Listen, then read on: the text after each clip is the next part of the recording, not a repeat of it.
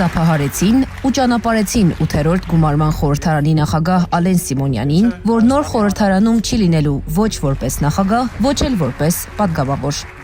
Սա ազգային ժողովի նիստերի դահլիճն է, ձեր հայաթը չի։ Նախորդ գումարման խորհրդարանը տեսավ Արցախի վերջին պատերազմն ու բռնազավթումը, սահմանազատումը, Տավուշում։ Եղան հարյուրավոր բանավոր հարց ու ելույթներ, օրենսդրական նախաձեռնություններ, հայտարարության նախագծեր, 160-ից ավելի գործուղում։ Բացի այդ 600 միլիոն դրամից ավելի պարգևավճար ստացան պատգամավորները, իսկ ընտրողները դրանից բացի տեսան սկանդալներ, հայհոյանքներ, վեճեր։ Լավ, մանգապարտեզ չի, հանգիստ։ Ես հիշա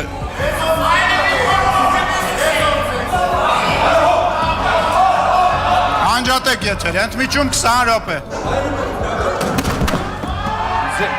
Էլը պայք ես էլ, արա, ես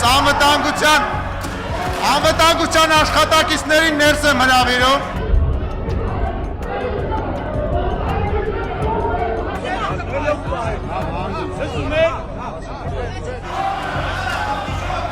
Ընդմիջում։ Օգոստոսի 2-ին նոր գումարման ազգային ժողովը կունենա 105 պատգամավոր, քաղաքացիական պայմանագիր կուսակցությունը կունենա 64 մանդատ, Ուժեղ Հայաստանը 29, իսկ Հայաստան դաշինքը 12 մանդատ։ Խորհրդարանում չեն լինի Բարգավաճ Հայաստան կուսակցության անդամները, որոնց բացակայությունը Գագիկ Ծառուկյանի կարծիքով զգալու են շատերը։ Նոր խորհրդարանում չի լինի նաև պատիվ ունեմ խմբակցությունը։ Խորհրդարանի նախկին դեմքերից շատերը իրենց տեղում են նոր պաշտոններով։ Օրինակ ԿՊԱ-ականներից Ռուբեն Ռուբինյանն ազգային ժողովի նախագահի տեխնացու է, Վահագն Ալեքսանյանը փոխնախագահի։ Ազգային ժողովում ԿՊԱ-ականների աթոռներին կլինեն Նազելի Բաղդասարյանը, Նիկոլ Փաշինյանի նախկին խոսնակը, Արայիկ Հարությունյանը, կառավարության աշխատակազմի նախկին ղեկավարը, Վիլեն Գաբրելյանը, որ 8-րդ գումարման պատգամավորի մանդատից զրկվել է Գյումրիում սկանդալային միջադեպից հետո։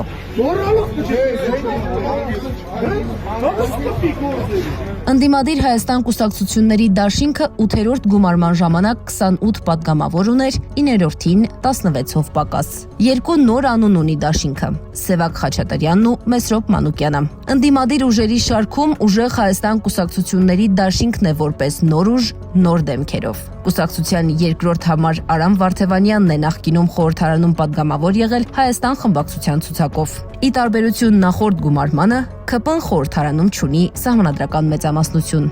Անիա Բաղյան, Աշոտ Բարբարյան, ABC Media։